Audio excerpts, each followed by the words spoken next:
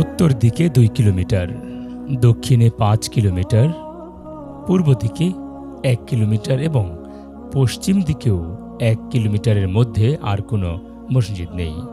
তাই অত্র এলাকার মুসলমানদের কাছে এই বাইতুন নূর মসজিদটি খুবই গুরুত্বপূর্ণ। জীর্ণ শীর্ণ এই টিনের তৈরি মসজিদেই 180 থেকে 200 জন মুসল্লি জুমার নামাজ আদায় করেন। আর প্রতি ওয়াক্তে নামাজ আদায় করেন 50 থেকে 60 জন আল্লাহ ভীরু মুসলমান বান্দা। এখানে সাধারণত আমরা আমাদের এলাকাটা নামাজি লোক বেশি, ধর্মভীরু লোক বেশি। টাকা পয়সার অভাবে তো আমরা মাছ দিয়ে পাকা করতে পারিনি। তারপরে ছিদ্র টিনগুলা ব্যবহার করছি। তার বৃষ্টি আসলে পানি পড়ে সাপোর্টে, আবার মুসল্লিদেরও কষ্ট হয়, টয়লেটের জন্য কষ্ট হয়।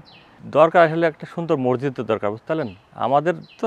আমাদের ছেলেবেলি ভবিষ্যতে নামাজ কালাম পড়তে পারে, আমার প্রজন্ম।